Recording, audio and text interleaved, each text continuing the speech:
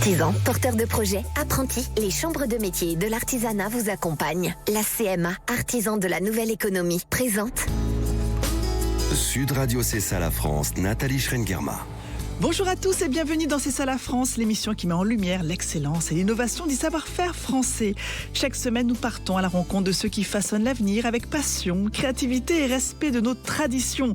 De l'artisanat aux idées les plus audacieuses, découvrez les talents qui font rayonner la France. Et aujourd'hui, on vous parlera d'Aurélie, fondatrice de l'agence Voyage Sauvage, qui redéfinit le tourisme éthique en proposant une alternative inédite, un écotourisme animalier respectueux où chaque voyage devient un levier de protection de la biodiversité. Elle nous partagera son parcours et sa vision d'un tourisme plus responsable. Notre second invité participe au prestigieux concours Lépine avec des solutions innovantes pour le traitement et le recyclage de l'eau. Parmi ses créations, la douche Mobile Dream, un système autonome en énergie qui recycle l'eau à plus de 70%. C'est parti. Sud Radio C'est ça la France. Et pour commencer au micro de Sud Radio, Aurélie Orengo-Berthet. Bonjour Aurélie. Bonjour Nathalie. Vous êtes experte en écotourisme, vous avez créé donc l'agence de voyage Voyage Sauvage. Alors ce qui est intéressant, c'est vraiment cette vision que vous souhaitez, c'est la nouvelle vision de l'écotourisme que l'on va découvrir avec vous. Parlez-nous de votre parcours et de ce qui vous a donné envie de vous spécialiser dans ce domaine. Alors j'ai un parcours à la base qui est plutôt standard. C'est-à-dire que j'ai fait un BTS tourisme, une licence pro tourisme. Bon, vous étiez déjà dans le tourisme, voilà. Dès le départ. Exactement, dès le départ. Par contre, ça, c'est vrai que très rapidement, je savais que je voulais être là-dedans. J'avais un petit peu fait tout le tour avant de créer ma propre agence de voyage. Donc, c'était il y a 14 ans déjà. Ouais. Et ensuite, donc, j'ai décidé, il y a 4 ans, comme beaucoup de gens pendant la Covid, j'ai remis en cause pas mal de choses plutôt. Et donc, j'ai décidé de porter une nouvelle voie, j'avais envie de vendre d'autres choses. Donc j'ai créé comme ça Voyage Sauvage. Et quel a été le déclic ? Qu'est-ce qui s'est passé ? Est-ce que c'est ce tourisme de masse qu'on pointe de plus en plus du doigt, qui a un mauvais impact sur la biodiversité ? Qu'est-ce qui a fait que vous avez souhaité proposer autre chose ? Alors oui, il y a cet effet tourisme de masse, mais je dirais au-delà de ça, c'est surtout que en fait, je ne pouvais plus supporter toutes les activités nocives qu'il y avait sur les animaux. Ouais. De plus en plus, je voyais ce qu'il y avait dans les catalogues, je le voyais, vraiment, c'était plus possible. Donc je triais ce qu'il y avait de moins pire. Ouais. Et donc ça finit vraiment par me dégoûter au fur et à mesure des années. Et j'y passais beaucoup de temps. Ça me prenait énormément d'énergie. Et donc c'était quoi ? C'était les activités un petit peu de loisirs avec les animaux, le non-respect. Qu'est-ce qui vous a justement dégoûté, comme vous le dites, dans le cadre de vos premières expériences dans l'univers du tourisme ? Alors, c'était par exemple les balades à dos d'éléphant, qu'il y avait dans quasiment tous les circuits à cette époque. Maintenant, il n'y a plus dans les circuits, mais ils le proposent quand même sur place. Oui, puis sinon, c'est des bains d'éléphants. Enfin, il y a toujours des choses. Et donc, en fait, c'était nager avec les dauphins. Je me suis de plus en plus documentée pendant la Covid. Ça m'a permis d'avoir du temps.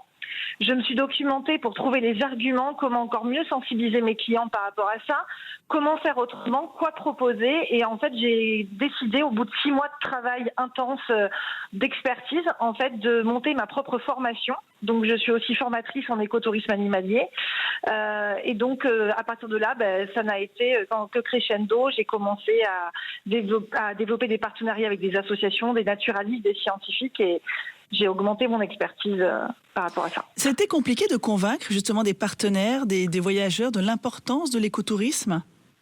Parce que parfois on a des mauvaises habitudes qui sont ancrées et comme vous le dites, tout le monde a envie de faire sa balade à dos d'éléphant, je ne sais quoi. Enfin, nager avec les dauphins, c'est vrai qu'à un moment donné c'était proposé tout le temps pour faire rêver. Enfin, est-ce que c'est compliqué d'expliquer que maintenant il faut voir le tourisme différemment ? Franchement, Nathalie, il y a 4 ans, je me suis dit dans quoi je m'embarque un petit peu. J'avais vraiment peur de comment allaient réagir les clients, même si je le faisais quand même beaucoup moins, mais je le faisais il y a déjà du coup 14 ans. C'était moins constant et en fait, je me suis rendu compte que le fait que je gagne en expertise et que j'ai les bons arguments Et en fait, j'ai développé une sorte de comment je peux dire, de technique propre à moi-même, voilà, que j'ai développé dans ma propre agence pour sensibiliser les clients. J'ai trouvé que les voyageurs étaient, en fait, mes craintes n'étaient pas fondées parce qu'ils sont très à l'écoute. Et au fur et à mesure, en fait, j'ai déployé comme ça des techniques spécifiques qui sont ciblées, enfin qui ont été adaptées par rapport aux clients, des gens qui étaient de suite sensibles à ça, quoi leur dire, ou alors des personnes qui n'étaient pas forcément. Et comme ça, voilà, j'ai réussi à convaincre, je pense, tout le monde vraiment, parce que j'ai pas eu de soucis jusque-là avec des clients dans ma propre agence. Voilà. Donc, vous créez l'agence Voyage Sauvage. Il y a combien d'années vous l'avez créée? C'était juste après le Covid. Combien? Alors, Voyage Sauvage, c'était il y a 4 ans, pardon. Ouais. Et ma société, du coup, c'était il y a 14 ans. Et donc, vous vous distinguez par une charte éthique qui est très stricte. En quoi elle consiste, cette charte, justement? Comment elle se traduit dans les voyages proposés pour ceux qui souhaitent aller à la rencontre de la faune, de la flore, de vivre un petit peu ce voyage de cette manière-là, tout en respectant le pays dans lequel ils vont? Alors c'est en effet le refus déjà de vendre, donc toute activité qui va être nocive aux animaux, donc ça va de la chasse au trophée jusqu'à la maltraitance, l'exploitation, mais nous on va jusqu'au dérangement. On limite au maximum notre dérangement, donc ça passe par exemple par pas de mise à l'eau intrusive avec les cétacés. Ça passe vraiment par aussi, on propose pas tout ce qui va être bar ou café à animaux sauvages comme il y a au Japon ou en Thaïlande, ou voilà. C'est aussi, on fait attention tout ce qui va être pollution sonore, tout ce qui est pollution lumineuse aussi. Voilà, on a mis le curseur au plus haut niveau, je pense, là-dessus, parce que c'est important de garantir à nos voyageurs que le fait de partir avec Voyage Sauvage, ils allaient limiter un maximum non seulement l'impact négatif, mais au contraire aussi participer à des activités qui luttent pour la préservation des espèces. En fait, on fait un voyage différent. C'est-à-dire qu'on vous propose autre chose, tout en profitant de tout ce que peut apporter un voyage en Thaïlande ou en Polynésie, mais éviter, comme vous le dites, ces activités qui sont nocives, et puis souvent même dans des lieux surfréquentés, quoi. Oui, c'est ça, tout à fait. C'est exactement ce qu'on fait. Donc, on travaille avec des ONG, des associations locales. Ça donne du sens aussi pour les voyageurs à leur voyage. Donc, vraiment, oui, tout le monde s'y retrouve. Mais c'est exactement ça, ce que vous disiez. C'est-à-dire que finalement, ça devient presque un voyage éducatif, quoi. C'est pas juste... en fait, on devient proactif dans le voyage. C'est pas juste de la contemplation. On peut aussi... participer d'une certaine manière, quoi, à la restauration, je veux dire, tout dans le respect du lieu, quoi. C'est-à-dire qu'on peut finalement orienter le voyage complètement différemment en proposant des activités qui se marient parfaitement bien avec le lieu dans lequel on va. Totalement, et les retours sont bien meilleurs. Quand je proposais des voyages standardisés, c'est vrai que les retours étaient... moyen, au mieux, assez bon. Maintenant, c'est vrai qu'on n'est plus du tout sur les mêmes taux de satisfaction. Quand on sait ce qu'on vend et qu'on le propose différemment, oui, ça change tout. En fait, j'ai l'impression de faire un autre métier depuis 4 ans. Et quel est le compliment qui vous remplit de bonheur de certains voyageurs qui ont choisi de vivre cette expérience Voyage Sauvage? La prise de conscience. Ça, c'est vraiment pour moi la plus belle satisfaction. Alors, c'est toujours bien sûr très sympa de vendre à des personnes qui sont déjà sensibles, mais en fait, moi, ce que j'aime le plus, c'est quand les gens ne sont pas forcément sensibles, ils rentrent dans mon agence, parce que j'ai aussi une agence vraiment de proximité, cette agence que j'ai toujours depuis 14 ans. Donc, il y a des personnes qui rentrent juste pour prendre un voyage classique, et on les amène dans notre univers, vers nos valeurs, et en fait, quand ils reviennent, j'ai eu des personnes qui m'ont dit qu'ils jetteraient plus les mégots par la fenêtre, par exemple, parce que ils étaient partis au Costa Rica, qu'ils avaient vu à quel point la nature était belle, était propre. C'est vrai que c'est un pays qui a énormément investi sur l'éducation, le respect, et donc c'est vrai qu'il n'y a pas de déchets là-bas. Et c'est vrai que quand on se promène en France, les forêts c'est pas pareil. Et donc en fait, elle me disait qu'elle allait vraiment faire beaucoup plus attention à la manière dont elle gère ses déchets à l'avenir. Vous avez aussi ce rôle de conseil, vous le disiez en début d'interview. Ça veut dire que vous essayez aussi de faire changer un petit peu les pratiques dans d'autres agences de voyage, leur ouvrir les yeux, leur montrer qu'on peut voyager autrement, en plus de votre agence? Oui, c'est ça. En fait, on a formé un peu moins de 400 personnes en 4 ans, enfin, agents de voyage. C'est pas mal. Oui, c'est pas mal, oui. Et je suis assez fière et c'est vrai que je vois, en fait, il y a vraiment un avant et un après au niveau de la prise de conscience. Vraiment, on a un très beau taux de satisfaction de cette formation et donc on espère comme ça que on sera plus les seuls et on est déjà plus les seuls. Ouais. Donc c'est vraiment une fierté. Et au niveau du public qui part régulièrement en voyage avec vous, ou en tout cas que vous arrivez à capter avec votre façon de voir le tourisme, cet écotourisme, c'est quelle tranche d'âge ? Est-ce que c'est une tranche d'âge bien définie ou non, pas forcément ? On va pas se mentir, depuis 4 ans, on a beaucoup rajeuni notre clientèle. C'est un constat qui est indéniable. Ce qui est bon signe. Oui, et c'est vrai que sur des générations plus âgées, on a du mal des fois à avoir une oreille. Alors après, souvent ils nous suivent quand même pour nous faire plaisir et pour la fidélité que par conviction, mais c'est déjà pas mal. Mais c'est vrai qu'on a une clientèle, oui, de plus en plus jeune. Des familles aussi qui ont envie de donner des valeurs à leurs enfants, qui soient de plus ou moins bas âge, mais oui, la clientèle a bien rajeuni, c'est certain. Et puis j'imagine que quand on commence à vivre le tourisme différemment, avec un autre regard, c'est difficile de revenir en arrière. Ah, c'est impossible. C'est impossible. Vous nous convertissez définitivement. Oui, vraiment. Alors après, ça se fait, d'ailleurs comme moi et comme toutes mes équipes, ça se fait crescendo, c'est-à-dire que vraiment, on ne devient pas comme ça, c'est un chemin de vie finalement. Donc justement, c'est au fur et à mesure des voyages, des choses qui sont mises en place que chaque voyageur en fait a encore une corde de plus à son arc en fait. À chaque fois, il grandit avec nous et on grandit avec eux. Merci beaucoup Aurélie Oren-Gauberté. Je rappelle que vous avez créé l'agence éthique Voyage Sauvage. Merci à vous pour ce témoignage et puis je vous souhaite un bon dimanche. Merci également. Au revoir. Allez, on se quitte un court instant, puis on se retrouve juste après, toujours dans C'est ça la France, avec un participant au concours Lépine 2025 qui nous parlera de son innovation. À tout de suite. Artisans, porteurs de projets, apprentis, les chambres de métiers de l'artisanat vous accompagnent. La CMA, artisan de la nouvelle économie, présente Sud Radio C'est ça la France, Nathalie Schrengerma. Nous voilà de retour dans C'est ça la France, l'émission du savoir-faire français, l'émission qui met en avant aujourd'hui des entrepreneurs innovants. Et on part tout de suite à la foire de Paris, à la rencontre de Jean-Yvon Turpot qui va présenter justement son invention Marine Filter, son invention au concours Lépine 2025. C'est parti. Sud Radio C'est ça la France. Bonjour Jean-Yvon. Oui, bonjour. Depuis le stand de Marine Filter au concours Lépine à la foire de Paris, j'espère que vous allez bien. J'imagine qu'il y a beaucoup de monde sur place. Oui, il y a vraiment beaucoup de monde et il y a un petit peu beaucoup de bruit autour de moi, donc je vais essayer de me faire entendre. On vous entend très bien. Alors vous êtes installé en Bretagne, pas très loin de Quimper, à Saint-Évarzec, pardon. Et alors racontez-nous ce que vous avez mis au point. Marine Filter. Oui, en fait, Marine Filter, c'est une petite société qui vend de la filtration d'eau sur des marchés un petit peu de niche.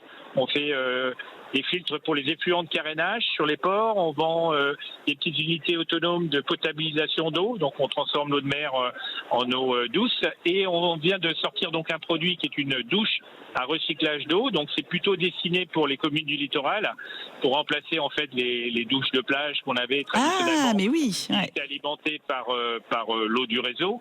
Et en fait, là, on a mis en place un système qui va recycler l'eau en boucle. Donc ça vous permet en fait de vous rincer après la baignade ou vous rincer du sable après la plage avec de l'eau qui tourne en circuit fermé. Donc il y a un système de filtration, il y a un système de traitement d'eau également. Donc ça vous garantit comme une eau qui est propre. Et l'idée c'est en fait de pouvoir même imaginer d'avoir une utilisation que d'eau non potable, c'est-à-dire de l'eau qui serait par exemple récupérée, de l'eau de pluie qui serait récupérée dans les communes, sur les bâtiments communaux, qui permettrait d'alimenter ces douches sans toucher du tout à l'eau potable du réseau. C'est ça, l'eau potable qui est très précieuse, alors que là, du coup, on a cet avantage écologique à filtrer l'eau de la mer ou bien l'eau des pluies et faire en sorte qu'on puisse tout simplement se doucher avec à la sortie de la plage, avant d'aller dans la piscine ou je ne sais quoi. c'est tout à fait ça. Alors, j'ai lu que cette idée vous était venue lors d'un voyage en Espagne. C'est ça, oui. C'est ma femme qui me disait, étant donné que nous, on faisait déjà des systèmes de recyclage sur certains usages, par exemple, on filtrait les eaux de carénage et en fait, on l'a recyclé pour le nettoyage suivant, ce qu'on fait toujours. Hein. Et on était sur la plage et on voyait cette douche qui coulait sur le sable, donc avec une certaine pollution, hein, malgré tout, sur le sable qui retourne à la mer. Et elle me disait, ce serait comme malin que vous fassiez quelque chose dans cet esprit-là, de la douche. Et du coup, donc voilà, l'idée est arrivée comme ça et on a développé ce produit à la suite de ça. Et alors, ça a été long à développer, ça a mis combien de temps et comment vous avez réussi finalement à convaincre les premières collaborations ? Alors, ça fait 5 ans qu'on est sur ce projet-là. On a eu le brevet au mois de novembre l'année dernière, donc ce qui nous a permis de concourir pour le concours Epine cette année. C'est qu'il y avait des obstacles réglementaires, ça a été particulièrement long. Alors il y a toujours des obstacles réglementaires aujourd'hui en France. La réglementation vous impose d'avoir de l'eau potable d'accord. Sur le domaine public. Donc en fait, nous on essaye d'avancer là-dessus pour montrer que on est quand même sur une qualité haute baignade. Donc on autorise les gens à se baigner dans les piscines municipales, sur des plages, des lacs, avec un suivi, on va dire, bactériologique. Hein. On vous donne des seuils à respecter sur les bactéries courantes, les Escherichia coli et Enterocoques intestinaux en particulier. Et nous, avec le traitement que l'on a sur la douche, on descend à des fois 10, 20, 50 fois en dessous des seuils autorisés. Donc on est sur un produit où il n'y a pas de risque sanitaire, mais voilà, il faut que la loi bouge un petit peu, hein, c'est toujours pareil, hein, ça va évoluer. On sait que l'usage de l'eau en France, on l'a vu l'année dernière, il y a eu des changements. Bien sûr. On sait que maintenant l'eau peut être réutilisée après sur certains usages après la station d'épuration, ce qui n'était pas le cas avant. Donc on voit bien que les choses sont en train de bouger. Et donc voilà, nous on est prêts. En tout cas, vous avez développé, Oui. vos projets. Vous avez réalisé des premières collaborations, c'est ça, pour tester un petit peu ce produit? Alors oui, on a collaboré avec l'école de voile des Glénans qui est donc installée sur l'archipel des Glénans, Finistère Sud. Et ça fait 3 ans qu'on a une douche qui fonctionne là-bas au sein de l'école de voile. Alors en quoi un concours Lépine peut être vraiment important pour une entreprise comme la vôtre, pour une innovation comme celle-là? Qu'est-ce que ça apporte justement de participer au concours Lépine? Ça m'apporte déjà de parler avec vous. Exactement, c'est vrai, une notoriété. Gagner en visibilité. Gagner en visibilité, de pouvoir aussi en crédibilité, parce que pour participer au concours Lépine, il faut quand même passer, on va dire, certaines sélections. Hein. Il faut déjà avoir un brevet. Donc un brevet, c'est quand même assez long, c'est entre 3 et 5 ans pour l'obtenir. Ouais. Et ensuite, le concours Lépine va sélectionner certaines entreprises, certains projets. Et ensuite, ça va nous permettre peut-être d'avoir derrière des rendez-vous importants avec des décideurs, parce qu'on aura été potentiellement sélectionné au concours Lépine. Et voilà. Donc on parle de nous et c'est très bien. C'est votre première participation à un concours Lépine? Toute première, oui. Alors, quelles sont vos impressions? C'est extraordinaire. On se pince un peu tous les jours pour se dire qu'on est là, parce que c'est vrai que c'est pas rien d'être au concours Lépine. On voit énormément de gens, ça permet de discuter avec les gens, de voir peut-être certains prospects, certains clients potentiels. Donc c'est très très intéressant. Et ça permet finalement d'envisager aussi l'avenir de cette innovation, de voir comment on pourrait par la suite la développer, quoi. C'est vrai que c'est un lieu de rencontre, c'est-à-dire qu'il y a le grand public. Donc ça c'est intéressant parce que c'est comme faire une étude de marché en direct. On peut échanger avec les personnes qui passent et puis il y a les professionnels. Oui, c'est tout à fait ça. Et c'est vrai que c'est vraiment très très reboostant d'avoir les gens qui toute la journée vous disent c'est une très bonne idée, continuez, c'est un beau projet, faites-le. Donc voilà, ça nous permet vraiment de se motiver pour la suite. Parce que c'est vrai que sur un projet qui est très long comme ça, et quand vous avez en fait un frein administratif qui vous empêche en fait de travailler, de commercialiser le produit.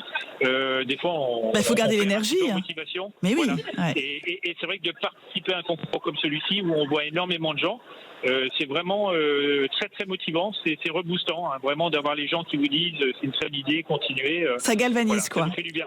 Ça nous fait du bien. Merci beaucoup Jean-Yvon Turpot, merci d'avoir partagé avec nous justement votre innovation présentée au concours Lépine 2025. Et on vous souhaite plein de chance pour la suite, une longue vie à cette innovation. Et merci d'avoir partagé avec nous justement ce ressenti depuis en direct, depuis cette foire de Paris au concours Lépine. Merci beaucoup, bonne journée à vous. C'est très gentil, merci beaucoup, bonne journée également. Au revoir. Allez, il est temps d'aller se balader avec Thibaut, notre French Trotter. Sud Radio, c'est ça la France, avec Thibaut le French Trotter. Thibaut va nous faire découvrir le salon Change Now qui s'est tenu le mois dernier à Paris. C'est le rendez-vous incontournable des innovations pour la transition environnementale et sociale. Et oui Nathalie, ici au Grand Palais à Paris, je rencontre une nouvelle génération d'entrepreneurs qui sont prêts à relever les grands défis de ce siècle. Et on va voir ensemble comment certains d'entre eux utilisent le Made in France comme levier de transition sociale. Je découvre une entreprise à mission sociale, Ramdam Social. Je suis avec Luc Bombezin. Votre but, c'est de permettre de lutter contre la pauvreté en faisant son shopping. Exactement, donc nous le but c'est vraiment que les consommateurs puissent se rendre dans leur supermarché habituel, faire leurs courses, se faire plaisir en achetant des bons produits français avec des bons ingrédients, et en même temps faire plaisir à d'autres personnes, car chaque paquet acheté en magasin de la marque Ramdam Social, elle finance un don concret via une asso partenaire. Et donc des sablés apéro parmesan par exemple, qui sont avec le Secours Populaire Français. Dès qu'un paquet est acheté, c'est une portion de fruits et légumes qui est distribuée à une personne dans le besoin. Vous avez une large gamme de produits ? Oui, actuellement on a surtout une gamme alimentaire qui permet de lutter contre la précarité alimentaire avec des dons alimentaires justement. Donc on a des chips, des sablés apéro, des cookies. Et là on est en train de déjà d'élargir cette gamme. Et on a aussi lancé une gamme hygiène pour lutter contre la précarité hygiénique avec des serviettes périodiques qui financent une journée de protection périodique pour une femme dans le besoin. Avec Don Solidaire justement l'association. Comment choisissez-vous vos producteurs ? Alors nous on choisit des producteurs français qui ont besoin aussi de faire plus de volume pour rentabiliser leur lieu de production, mais qui ont une charte de production assez éthique, donc des ingrédients locaux pour leurs produits, et aussi des producteurs qui adhèrent au projet social et qui nous soutiennent. Et c'est vraiment ça la clé, de trouver des producteurs engagés avec nous dans le projet, toujours en France. Tous ces produits seront fabriqués, conçus en France ? Oui, tous les produits sont fabriqués en France. Chaque type de produit, c'est un producteur justement. Et comme je prenais l'exemple des sablés, pour les sablés apéro, c'est Loup Bio qui sont dans le sud-est de la France. Et en plus, du coup, les produits, en plus d'avoir cette mission sociale, ils sont aussi bio justement. De quelle manière vous avez le sentiment de faire partie de ces acteurs du changement ? Je pense que nous, vraiment, le fait de se dire que chaque produit qui est vendu, ça finance un don pour quelqu'un dans le besoin, on sent qu'on accélère la transition sur la partie sociale. Et en plus aussi, dans la partie écologique, comme tout est local, on essaye de faire au mieux sur cet aspect-là. Nous, le combat, c'est vraiment sur le côté social et l'engagement et pouvoir aider les personnes qui en ont besoin, juste avec un acte très simple, c'est-à-dire faire ses courses. Je continue ma balade dans ce salon Change Now, sous la voûte du Grand Palais. Je découvre une entreprise d'utilité sociale assez originale, la fabrique à Youps. Je suis avec son chargé de développement, Maxime Raymond. Alors qu'est-ce que c'est la fabrique à Youps ? C'est une entreprise qui fabrique des mini-maisons en bois, donc des tiny house pour les personnes en situation de rue. Une entreprise, donc, comme vous l'avez dit, ESUS, d'utilité sociale. On a 7 personnes qui travaillent pour fabriquer ces mini-maisons et parmi ces 7 personnes, on a 3 contrats d'insertion. Et donc cette entreprise a une association sœur qui s'appelle la Case Départ sur la métropole de Rouen et qui a monté un programme qui s'appelle Un toit vers l'emploi, qui consiste à installer ces mini-maisons sur la métropole de Rouen pour le bénéfice des personnes en situation de rue uniquement. Voilà. À quoi elles ressemblent ces tiny house, ces mini-maisons ? Alors elles font 14,2 mètres carrés, elles sont fabriquées entièrement en bois, elles sont toutes équipées et donc elles utilisent des matériaux locaux et elles sont donc transportables mais posées sur plot pour pouvoir bénéficier également des allocations logement. Donc, des tiny house made in France ? Tout à fait, des tiny house made in France et même avec le plus possible de matériaux locaux. L'isolation est faite par exemple avec du tissu recyclé fabriqué chez Emmaüs. Pourquoi ce nom d'entreprise, la fabrique à Youps avec deux os ? Alors c'est pour les cris, les youpies quand on leur donne les clés. Voilà, c'est une petite référence. C'est une très belle initiative, une belle entreprise. Merci beaucoup à vous. Merci. Voilà, c'est fini pour aujourd'hui. Je vous retrouve la semaine prochaine pour d'autres rencontres. Merci beaucoup Thibaut, on vous retrouve la semaine prochaine. Sud Radio, c'est ça la France, avec Thibaut le French Trotter. On arrive déjà à la fin de cette émission. Merci chers auditeurs. On se retrouve la semaine prochaine, même jour, même heure et même radio. Et surtout d'ici là, portez-vous bien. Sud Radio, c'est ça la France, Nathalie Schrengerma. Avec les chambres de métiers de l'artisanat, artisans, porteurs de projets, apprentis, nous vous accompagnons depuis 100 ans pour faire battre le cœur de la France.